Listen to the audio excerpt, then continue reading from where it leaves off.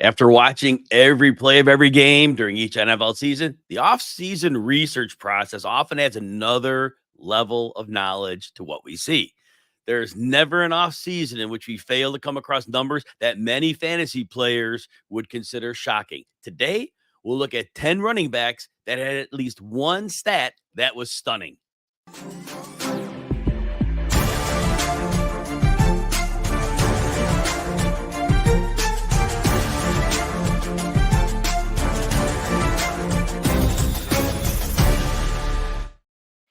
Welcome to the RotoWire Fantasy Football Podcast, sponsored by Prize Picks, the best way to get action on sports in more than 30 states across the country. I'm Jim Coventry, and you can find me at Jim Coventry NFL. Anthony Servino's on vacation. Be back with me next time we miss him. Hopefully he's having a great time. Today's show will include talking about 10 shocking, yes, actually shocking running back stats heading into the 2024 season. It's actually funny because in this world of social media, you throw out words like shocking and you're doing that to get clicks, right?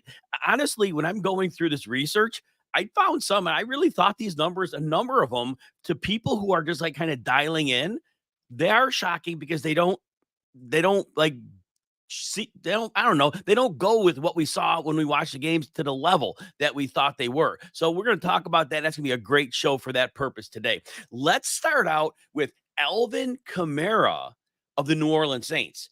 Now, Kamara ADP, fantasymojo.com, always my go-to. They use FFPC recent data. I can get drafts from the last week. As we get into closer into draft season, I can get last 3 days even. But anyway, shocking stat for Alvin Kamara. Yes, he did put up 1,160 scrimmage yards in 13 games, and that was really impressive. But here's the shocking stat. Broken tackle rate, 15th percentile. There's more. Yards after contact, 27th percentile. And the great receiver, Kamara, 24th percentile yards after the catch. Those are 3 across the board numbers. If 1 or 2 of those numbers was bad and the other ones were good, I wouldn't think much of it. But this is a running back. And we know that Kamara in some level has been in decline.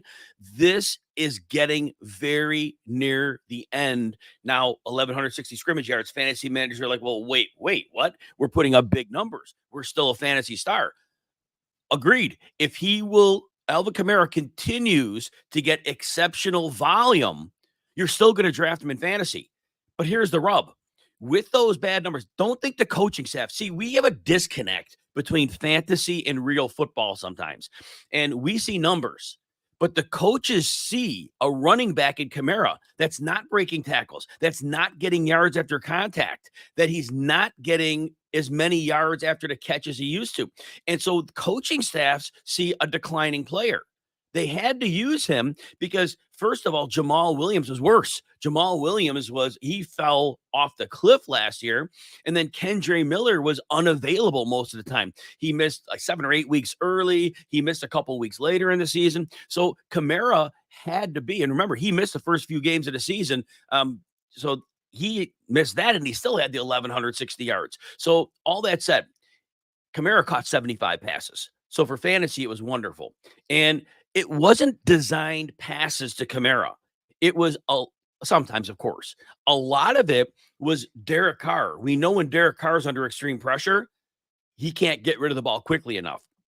There was a game where Kamara caught 15 passes, and the yardage was not good. So Kamara was a dump-off guy. And this year, Clint Kubiak comes in to run the offense, right? Well, Clint Kubiak's needs a little more play action, probably set up some more heavier personnel and formations.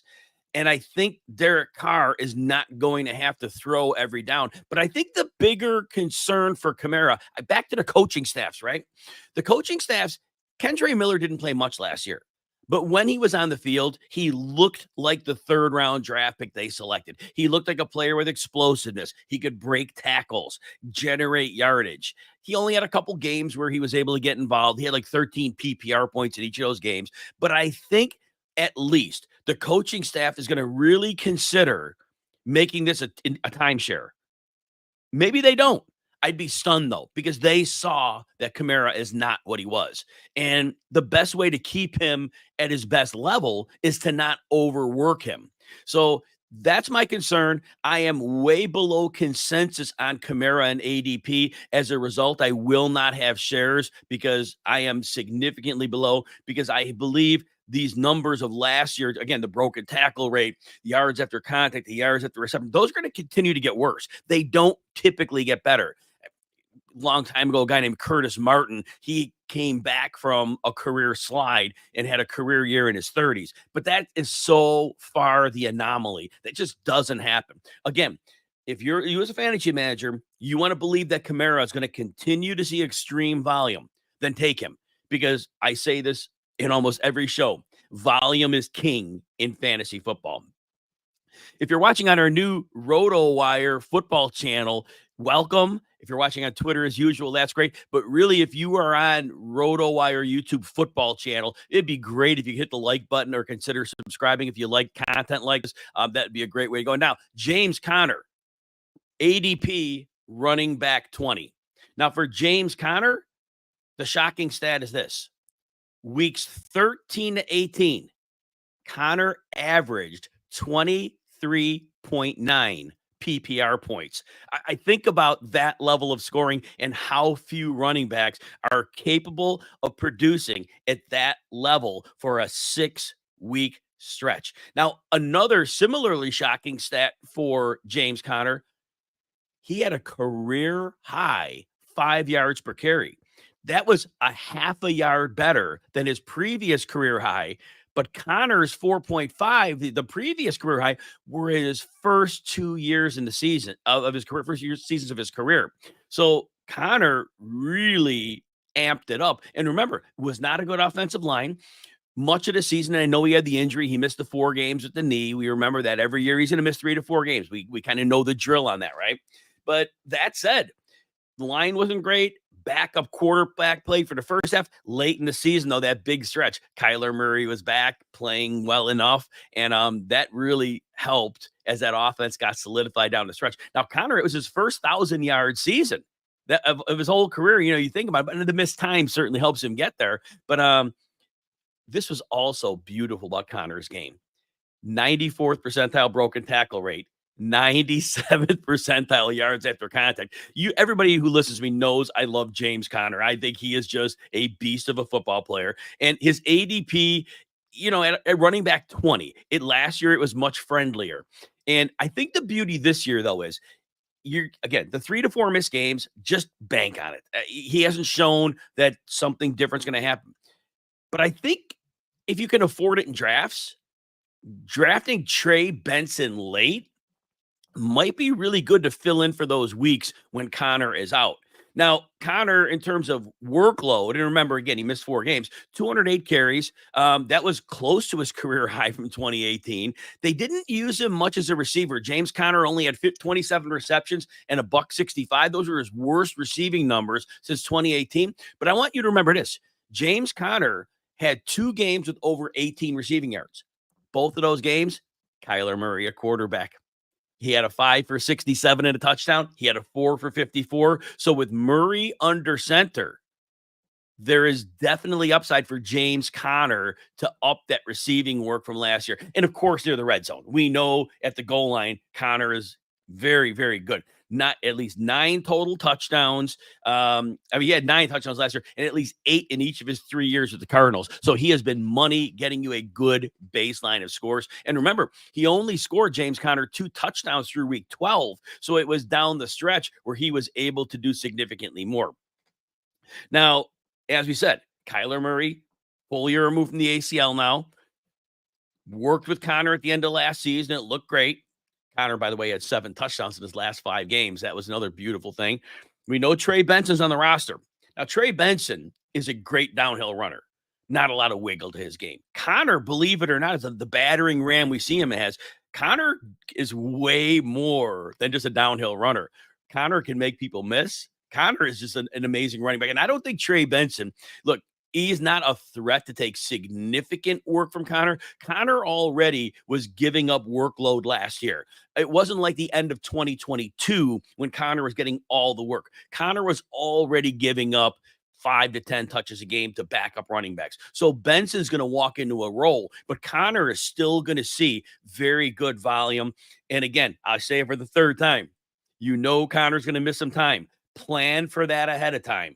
You're getting Connor at a discount in drafts because of that. But when he's on the field, he's money. Make sure you draft so that you have a backup plan. So in those weeks, you're covered. And again, Trey Benson may be a way to hedge that. Next running back with the shocking stat is James Cook.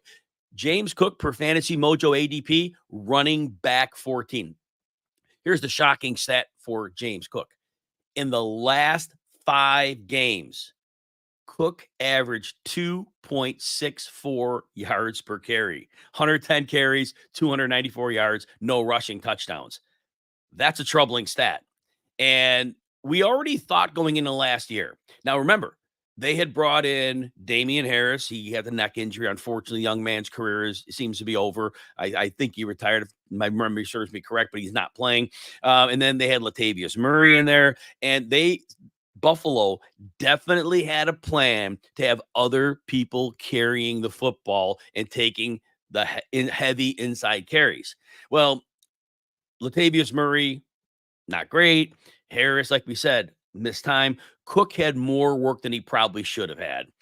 He had 20 carries or more in weeks 15 and 16. After that, when they got into the playoffs, won a couple games there. No more than 17 carries. They moved that down a little bit. In the playoff game, I think it was 18 carries in each game. So it was close to that 20, but they don't want that. That's not what they want. So when they draft in Ray Davis, it looks to me like it's an organizational decision. Ray Davis is more of the straight line, even a one-cut runner, if not a complete downhill runner. And remember, defenses are always going to play the pass against the Bills. And so Ray Davis's job, and there's a good offensive line in Buffalo, Ray Davis is going to need to get downhill and take a lot of those grinder carries.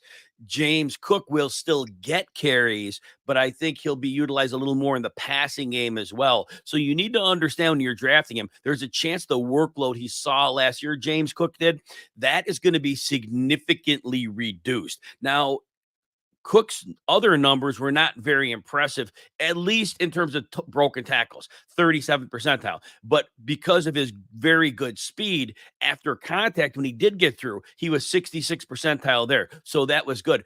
But if you look at Cook's seasonal 4.7 yards per carry, that was on the back of 5 big rushing games. I know the Dallas game, they really caught them and really were able to, that defense that was run by Dan Quinn, there was no capacity to stop the run. But I go back to that shocking stat that Cook's last 5 games, 2.64 yards per carry. So we should be nervous there because workload will be diminished. Now, receiving wise, like I said, Cook was great after the catch. You never knew what you were getting. It was like 5 games with less than 10 yards receiving, another 5 games with 11 to 20. So a little bit of work. And then he had 6 games with 36 or more yards. So there's a vast range of outcomes. Cook is not a stable player to predict on a weekly basis. I think there's going to be that. And I think the goal line work, he didn't get much, but I think that is going to be something that's probably not going to be there. Josh Allen certainly is going to take his share. I think Ray Davis is going to take quite a bit of that. So I think Cook's touchdown upside is significantly capped here. So that said, carries wise, I really could see Cook going from that 17, 18, 10 to 12 carries. I think that's about right. And then receiving work. So drafting him in fantasy as the running back 14, it's going to be close because if I'm right on the workload, he's probably not cashing running back 14. He's probably more like running back 18. If I'm wrong and Ray Davis doesn't get as much work and Cook gets 15 carries a game, he becomes a value. I'm going with the idea Davis is there to take away those durability carries. That's what I'm believing. So I'm a little bit behind marking on James Cook. Not a bad pick in either case. Hey, level up this year's fantasy football draft and make Stadium Swim your number 1 pick. Stadium Swim at Circa Resort and Casino in downtown Las Vegas is America's favorite place to watch sports. 3 levels, 6 pools, and a 143-foot screen. It's the place to bring your league this season. Blow this year's draft out of the water with Stadium Swim's complete draft package. Make your picks poolside from the comfort of a temperature-controlled cabana with a custom Stadium Swim draft board and more. Plus, when you book a draft this season at Stadium Swim, your league will be entered to win the ultimate draft experience in 2025. Best league name wins it all. Don't miss out on all the fantasy football fun. Stadium Swim's at 21 up in a venue. For all the details and to reserve your spot today, go to circlelasvegas.com. Josh Jacobs is next. We did a show the other day with Joe Bartle, and we kind of debated Josh Jacobs. Joe is definitely all in on Josh Jacobs. I'm a little cooler on him. Both cases are there. Definitely fantasy managers want to check that video out on RotoWire Twitter. That's where that one lies. Find that. The shocking stat for Josh Jacobs. We know he had the career year when the Raiders didn't pick up his fifth-year option, but there are 3 years that surround that career year. Jacobs is 4.0 or less yards per carry in those 3 seasons. He blew it away in the career year, but otherwise he's been a very ordinary running back. Now, he catches passes for sure. We know that. Between 37 and 54 in the last 3 years, so we know he definitely is a pass catcher. Yardage isn't always great, so there's that. But Jacobs last year, and here's for context, Jacobs was an inefficient runner. He was only 40th percentile broken tackle and 33rd percentile after contact. Jahmyr White, who had 4 starts, where Jacobs had 40th percentile broken tackle, Jahmyr White was 52nd. Where Jacobs had 33rd percentile yards after contact, Jahmyr White had 69th and 4.3 yards per carry. So small sample size for White, but in that, so apples to apples, the same offensive line, same team around him. And Jahmyr White was a more effective runner than Josh Jacobs. Now, Josh Jacobs, if he gets work, and again, we repeat the line from earlier, volume is king in fantasy football. If you believe Jacobs is to get all the work in Green Bay, then you invest in that running back 11 ADP that is set for Jacobs right now. But I keep going back to this argument. People talk about Aaron Jones and durability. He's missed time. He's not the most durable, but he's definitely not made of glass. Aaron Jones played quite a few games over years. Last year was a bad example. But when Aaron Jones was in his prime, same age that Jacobs is now when he was 26, they were giving work to lesser players. It was an organizational principle to share that backfield. And I'm just saying this. If the Green Bay Packers invested 3 years and significant running back money in Josh Jacobs, they want to preserve him for the 3 years of that contract. They never wanted to run Aaron Jones into the ground, it seemed. That's my belief. And if it's the same with Josh Jacobs, why would they run him into the ground with 2 more years on his contract, especially when you spend the 88th pick in the draft on Marshawn Lloyd? Marshawn Lloyd profiles as a banger running back, and that's good. That's important. Again, those like we said with Ray Davis earlier, those interior carries. It's very important to have running back to take some of those away. Jacobs will still get some receptions, I should say. You'll see some goal line work. Maybe you'll see all of it, right? That's a possibility as well. But all that said, with Josh Jacobs, I am concerned again that he's an ordinary back. And an ordinary back is fine if you're going to get all the work like Rachaad White did last year. But if you're not getting all the work, all of a sudden that volume is not there. And that's what you're banking on if you're drafting Jacobs as a top 12 running back. That's my narrative. Again, if you believe the Packers are going to say, you know what, Marshawn Lloyd just sit on the bench, Josh Jacobs take 25 carries a game, then you better invest in Jacobs. I don't think that's the way it's going to shake out. Jahmyr Gibbs is next. ADP for Jahmyr Gibbs, running back 4. Now, here's the shocking stat. First of all, I'll set this up. When Gibbs came out of college, and I think most of us thought Gibbs was going to be a devastating receiver. Oh, we knew he was great as a running back, but we could not wait to see him as a receiver. Well, Gibbs, here's the shocking stat. 20th percentile yards after the catch. Now, I blame this on the coaching staff. I don't blame this on Gibbs. I believe, remember Alvin Kamara early in his career? We talked about him earlier in the show, but early in his career, Sean Payton had always set up great routes for Kamara, and Drew Brees would constantly hit him in stride, lead him into space. Remember, Kamara had those string of 81 catch seasons. I believe it was 3 of them, and he always was a beast after the catch. Well, first of all, Jared Goff, there's a lot of things he does well. There's a lot of things he doesn't do well. And when we talk about throwing screen passes, look, someone like Drew Brees, again, that ball was always on the front hand. It was always in the direction where the traffic was open.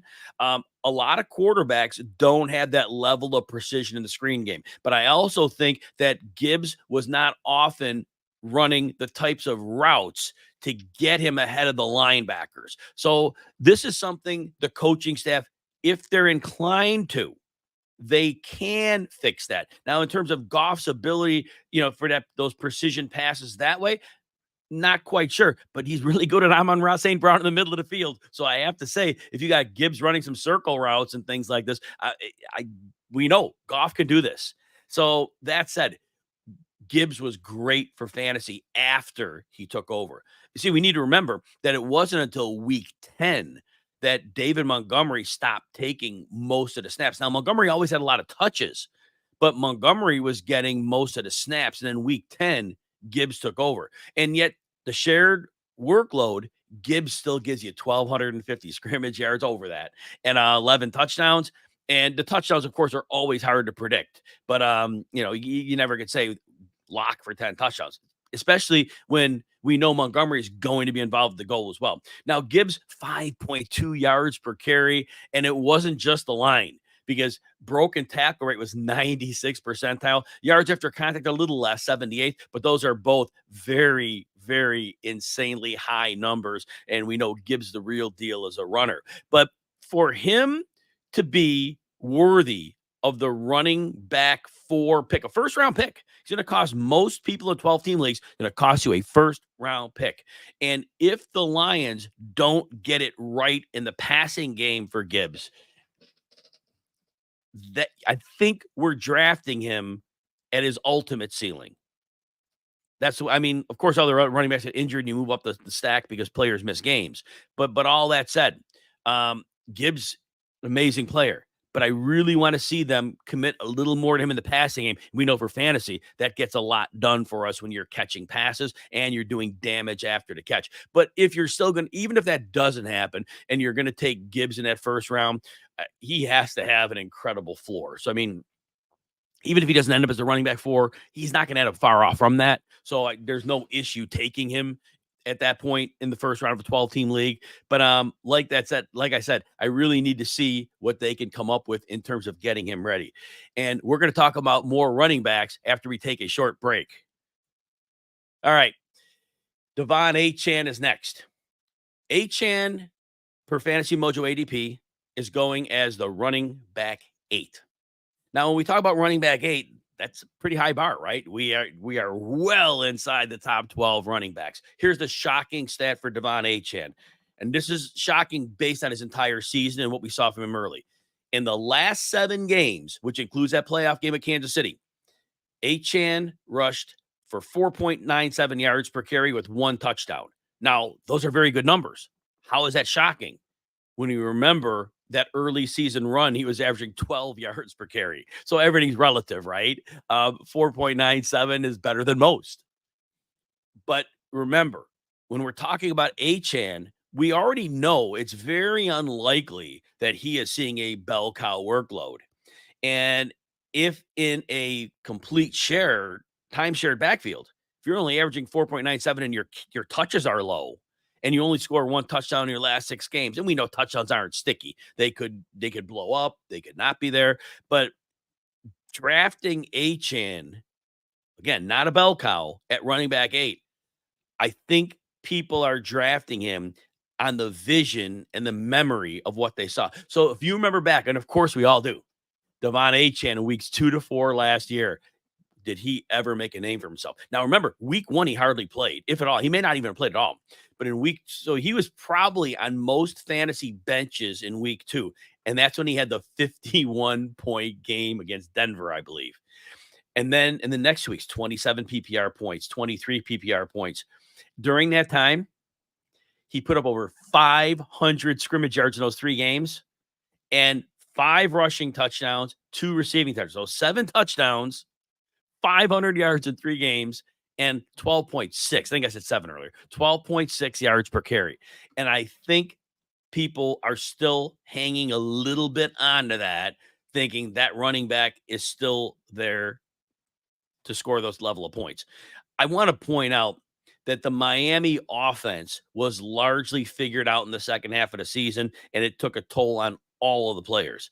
And 2 years in a row, that's happened to Mike McDaniel. The plays and the designs are so good, the league steals them. Then they use them for themselves. And they practice against them, and then it's tougher for McDaniel to run them. So genius has actually hurt Mike McDaniel to a degree, you could say. All right, back to Achane. Remember, Achane did miss 5 of 6 games between week 6 and 12. We do worry about durability on a smaller back. Anybody could get hurt. We know that. But a smaller back, we do worry about that.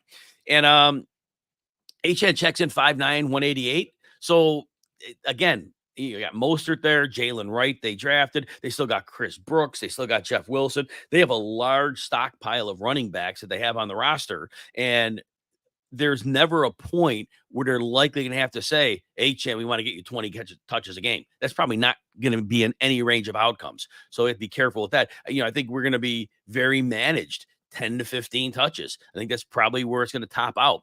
And again, if Miami's offense doesn't take the league by storm again, where does that leave Achane? But I really question, he was very good, but what we saw after that early season, this was not the league winner type. And I think we're paying close to league winner prices for him, which is why I'll be out on Devon Achane in drafts. There was one draft I was in where he really did fall quite a bit, and then he became a little bit of a value, but that's more the exception than the rule. DeAndre Swift is next. The ADP on Swift is running back 19. And here's the shocking stat.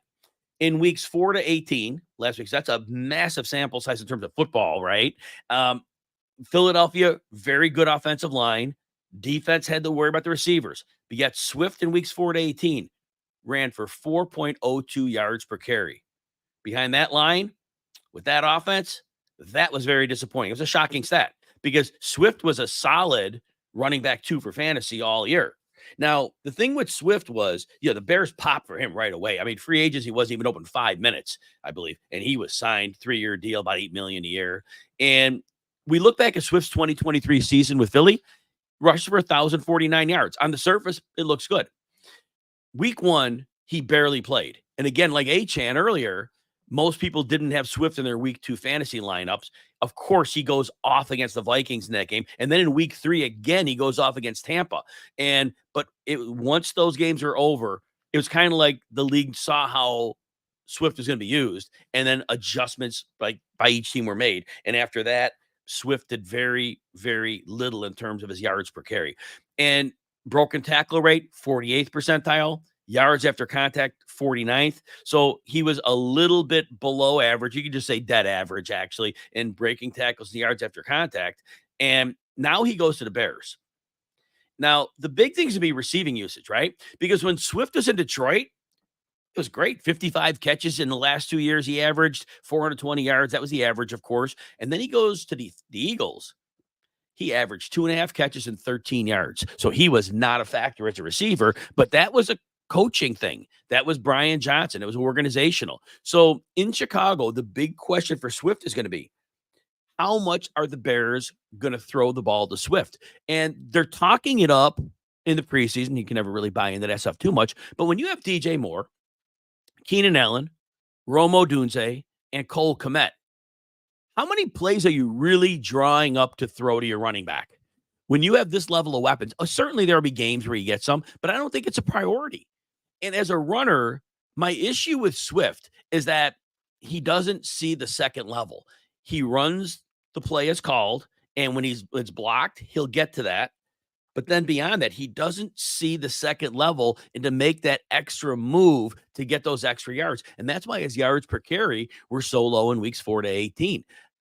Philly got him to that second level, but he couldn't get beyond that. So it was just basically, the runs were just abruptly ended. And that was the way it goes. It's a vision issue. And so betting on Chicago, offensive line is good. It's not Philly good. So there's that. So that's going to be a downgrade. And now Caleb Williams. We know Caleb Williams, he's very good if he leaves the pocket at looking downfield. And if he's looking downfield, all of a sudden, maybe he's not looking for Swift. So it's a leap of faith as to how they're going to use Swift as a receiver. Those that buy into the fact the Bears are going to heavily use a running back in the receiving game, then running back 19 will be a great value, because if he gets 40 catches, he's beating that ADP without a problem. But if he gets 25 catches, 30 catches, or if the yardage isn't much, they're not really schemed up, pass plays, they're just, catch and fall things, he's not making that ADP. And honestly, Khalil Herbert may actually be a better runner. Now, the Bears paid Swift, so they got to play him. But if there's a point where Swift comes out and he doesn't look good, and Herbert steps in and looks, there could be more split than we think. And then there's the Roschon Johnson issue. He's a good pass blocker. And on third downs, are they going to, with all the good receiving options they have, and they have a franchise quarterback that they got to keep protected, are you going to put Swift in to put an extra receiver in the pattern? Or you're going to bring in Roschon Johnson to keep your quarterback upright to keep him healthy? That's the problem. So I'm below market on DeAndre Swift for those reasons. But again, if you buy into the fact he's going to be a big-time receiver in Chicago, then you're getting yourself a really good deal in that case. All right, Travis Etienne, ADP of running back 10.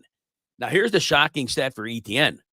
First half of the season, 19 carries per game. Last 9 games after the bye, here's the shocking stat. 19 carries turned into 12.9. He dropped by 6 carries per game.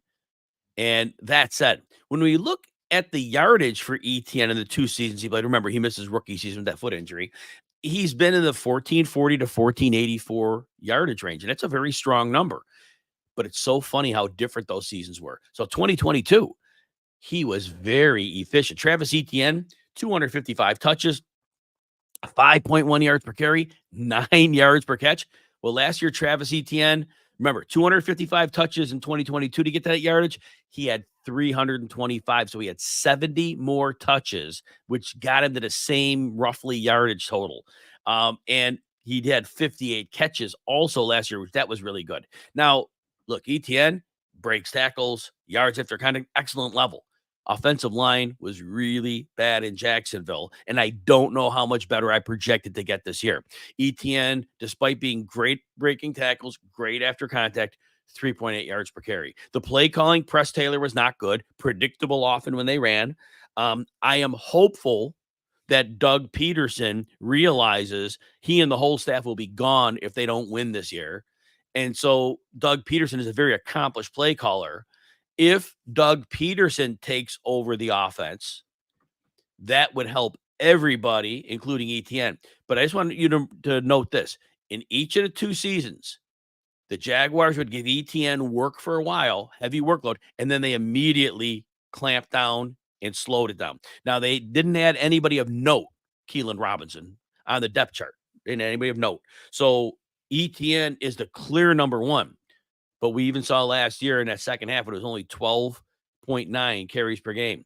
And if you're paying running back 1 prices for him, that's a little on the low side for that. And but again, here's the hope.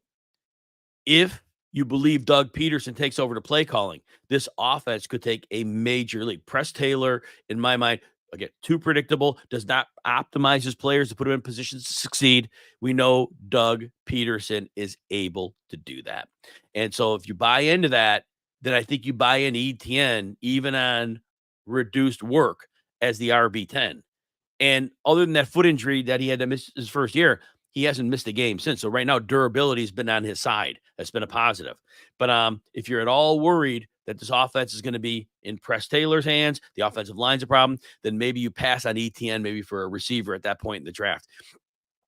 Prize Picks is the best way to get action on sports in more than 30 states across the country. Prize Picks is really simple to play. I can make my picks and submit entries in less than 60 seconds. You pick more or less, 2 or more player stats, and you watch winnings roll in. The posted yards for the 2024 season for A.J. Brown, 1,275 yards. Justin Jefferson, 1,375 yards. Deontay Johnson, 825 yards. I am going with the more on each of these numbers. I'm going to put those together and place my bet. Quick withdrawals, easy gameplay, and an enormous selection of player and stat types are what make Prize Picks the #1 daily fantasy sports app. You can download the app today and use the code ROTOPOD for a first deposit match up to $100. That's promo code ROTOPOD for a first deposit match up to $100. Pick more, pick less. It's that easy. All right, Derick Henry. Running back 9 is Henry's ADP. So, it's very, very solid. And here's the shocking stat, because a lot of us think Derick Henry is a player in steeper decline. He was still 86th percentile yards after contact, 77th percentile broken tackle rate. So that's the shocking stat. Henry is not a diminished back. He's not what he was. Certainly prime Henry was 5.3 yards per carry, 2019, 2020. He's a full yard per carry less. Now, the offensive line had gotten worse in Tennessee over the time, so there's that. But Henry is still playing at a really, really high level. And now he goes to Baltimore. And it's interesting when he goes to Baltimore, because even though Todd Monken's the coach, we know they're going to use RPO concepts with Lamar Jackson. You're foolish to not do that. And I talk all the time about when you have a quarterback that strikes fear in the hearts of defenses. When that quarterback gets on the move, those linebackers have to freeze for a nanosecond. A nanosecond in NFL time is an eternity. And that buys a great running back an extra space, an extra time to make something happen. And Derick Henry is going to be in the best position he's been in. Now, I know the Ravens lost 3 of their starting offensive linemen from last year. They did draft Rosengarten, I believe Roger Rosengarten, in the second round. We don't know how that's going to pan out. But overall, they do keep Ronnie Stanley at left tackle. Hopefully he's healthy. They keep their center, Tyler Linderbaum. So overall, we kind of buy in. The Ravens tend to be able to deal with their offensive line well. So we'll see how that works out. But again, Henry has still been ironclad, strong football player, just on a bad team the last couple of years. Remember, he scored at least 10 touchdowns in 6 straight years. The only year he didn't hit 12, the year he broke his foot, and he only played 8 games. He scored 10 times in that year. So durability, other than that broken foot, Henry has played fewer than 15 games, only once in his career, and that's when he broke his foot. Other than that, Henry has been a very, very durable player. And like I said, the RPO with Lamar Jackson will help him. Overall, Henry had 280 carries in 2023, and that was while he was playing a little less than half the snaps. Tyjae Spears was often playing a little more than half the snaps. It could be similar here. Henry's getting his carries. Even if the snaps aren't all there and they need to manage him to keep him, rested, I think there's very little chance he sees fewer than that 280 carries. And again, I think that gives you a floor of 1,100 yards and 10 touchdowns. Impossible to not see Derick Henry hitting that benchmark on this team, assuming health. Even if he did drop off a little bit, having Jackson to open things up from the RPO game, it's going to make a massive, massive difference for him. So yeah, Derick Henry at his ADP is an excellent value in drafts. Najee Harris, ADP of running back 27. Here's the shocking stat for Najee Harris. Now, everybody threw shade on Harris last year. Yet, and it's not a great number, career high yards per carry, 4.1. Other part of the shocking stat, Najee Harris was 85th percentile in breaking tackles. Najee Harris is 88th percentile in yards after contact. Those are very strong numbers. And we saw early in the season, the workload is very sporadic. They didn't get him in a flow. Second half of the season, he still was splitting work with Jaylen Warren, but they tend to get him into a flow a bit better. And we saw a much different running back. Remember, he was getting near 15 PPR points in many games in the second half of the season. So just don't forget. And I know the fantasy community is all about Jaylen Warren's a better back. Maybe, but I can't stress enough. They said it about Tony Pollard last year. Some people will even say with Tyjae Spears. I can't say it enough. The lead back in a backfield sets the tone for the defense. The defense tends to play at the speed of that lead back. When the changeup comes in, if it's a different style of back, they benefit greatly. And this goes back 20-ish years, 30 years even maybe. I've seen it all the time. The backup always looks great when they're a different style runner. Defenses just can't flip a switch and say, oh, this guy's in, we got to change the speed. Doesn't happen. Muscle memory doesn't work that way. So maybe Jaylen Warren's great. Maybe he is a superstar running back. but it's also possible that Najee Harris is the innings eater, and Harris is a great changeup, and the defense can't account for his speed when they're playing at the Harris speed. They both should be factors in the backfield again, so there's that. But at running back 27, Najee Harris was way better than that in the second half of last season. First 4 or 5 games, no, he wasn't at all. He was terrible. Single-digit fantasy points in almost every game. But in the second half of the season, different player. Arthur Smith comes in. Now, remember, there might be a little learning curve in Pittsburgh. Be patient in the beginning. They got a first round, a second round, a fourth round draft pick that are all expected to start on the line. First of all, we don't know they're all going to hit. There's also an acclimation period. Lines need chemistry. They need to gel. So the Pittsburgh line might take a little time. But don't be surprised to see Arthur Smith.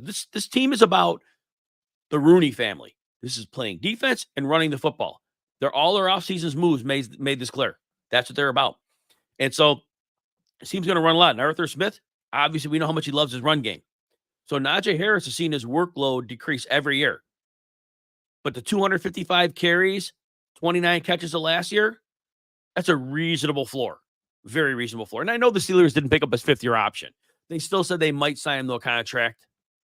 But that said, Najee Harris, if you're worried about him, if the Josh Jacobs story of earlier with the career year, if he comes out saying, I'm playing for a contract, there's great motivation.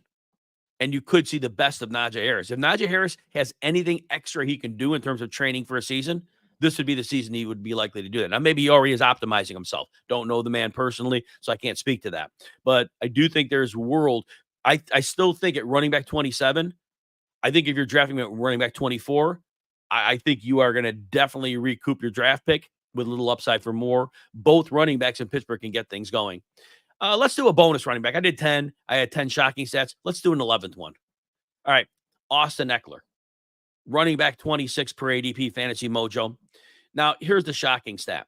And this will get tied in to some context in a moment.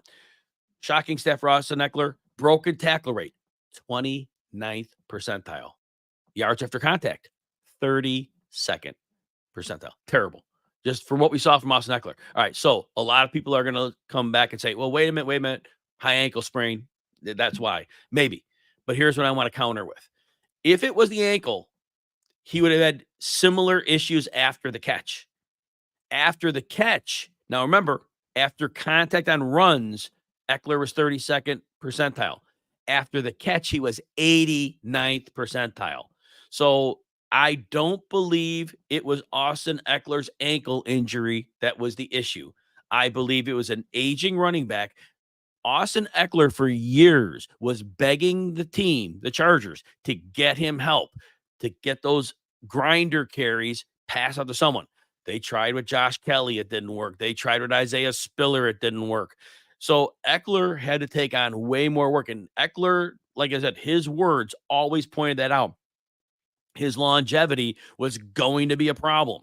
So right now, going into age 29 season, and now he's on Washington. They have Brian Robinson. If he goes down, they have Chris Rodriguez. Both are very capable inside running backs. I don't think Austin Ekeler is going to see a lot of rushing attempts. He might run when the defense is in, dime. They might put him in and run out of those on occasion.